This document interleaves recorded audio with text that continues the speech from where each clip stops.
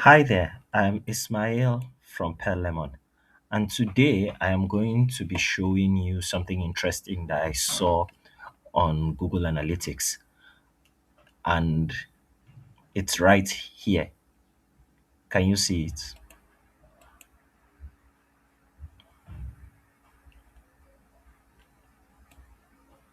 Did you see what I did? Did you notice any differences?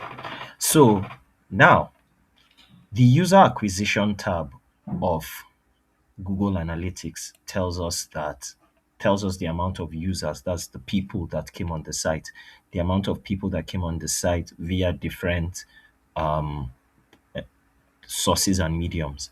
I'm here to tell you that yeah, there's a problem here because there's no way 30 people came from direct none and 4 people came here via Google Organic. But that's another topic for another day. What I want to show you is about the key events. It's saying here that there is a key event that's attributed to direct none. Meanwhile, it's Google Organic is 0. But then if I switch it to the traffic view that is more concerned with sessions, it's tracking via sessions, you will see that that same lead, the same one lead that came on the same date on the 4th of February is being attributed to Google Organic. If you've ever opened Google Analytics 4 and seen something that made absolutely no sense to you, then this video is for you. You check your conversions and you see a lead, then you go to the traffic acquisition, it says the lead came from Google Organic, but you switch to user acquisition, it says the lead was direct. So which one is correct?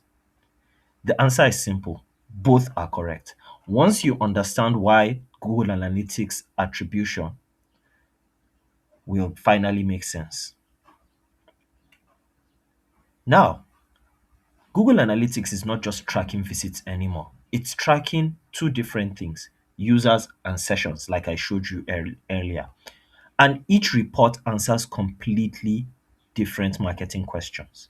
User acquisition answers, how did the person first discover my business? And traffic acquisition answers, what visit actually created the lead? You see, now I'm taking you somewhere. So they are not competing reports, they are measuring two different moments in the customer journey. So let's reconstruct a real scenario. A potential customer hears about your business. Maybe they click on your Instagram bio. Maybe a friend sends your website on WhatsApp. Maybe they even type your name directly. Google Analytics cannot refer a referral for those. So if someone randomly takes your URL and puts it on their browser and comes to your website, there is no referrer. It's a direct access to your website and there is no referrer. So that's where you see direct none under normal circumstances. Although Google Analytics also uses direct none for situations where there is an error in attribution, maybe from a paid or organic campaign, and it's not sure where to place it, so it places it in direct none. That is why 85% of Google Analytics accounts that you open will have most of the users and sessions attributed to direct none. Now, once Google labels their first visit as direct, that becomes a permanent identity inside analytics. 2 days later, if the same person searches your business on Google, they click your website from the search results, they read your service page and also submit the form. Now, Google was the first visit that created the lead. So, just to reiterate, we have two different scenarios here. In the first scenario, this person discovered your website organically. They came to the website, but they did not convert. Then maybe 2 days later, they they looked up your website on Google and came on the website and converted that day. So Google records the first user source as direct, and then the conversion session source as organic search. Nothing is broken. Google Analytics is telling a story. Google didn't introduce the customer. Google convinced the customer. This is actually extremely important for marketing reporting. If you look at user acquisition, you might think SEO isn't generating leads. But traffic acquisition shows the truth. SEO is closing leads. SEO often acts as the decision making channel and not the discovery channel. People hear about you somewhere else, then they Google you before contacting you. This is especially common for services, clinics, real estate, hotels, and local businesses. Google is basically a trust verification step. Here's the simplest way to explain it. Direct introduced the customer, Google converted the customer.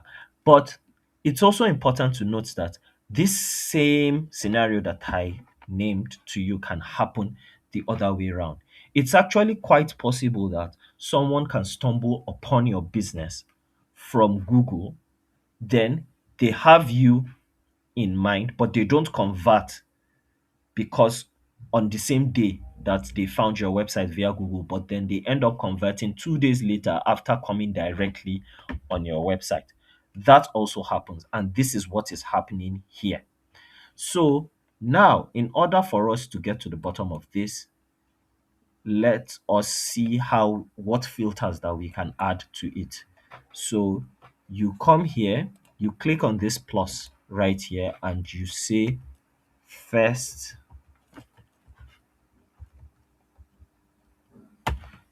let's say first user campaign.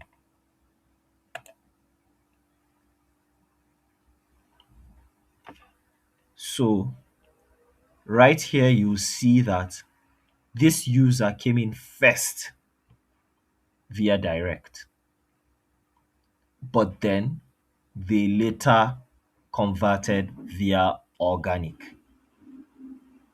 So the session source that led to the key event right here is different from what brought the person to the website in the first place. So this is how we separate our data and fine tune our attribution. And how this helps you in future campaigns is that it helps you frame what your marketing strategy is. Because if most of the people that end up converting on your site are people that were already familiar with your business prior, your copy is going to be different. So that's basically it for this video. Thank you so much for watching, and I look forward to seeing you on the next one. Goodbye.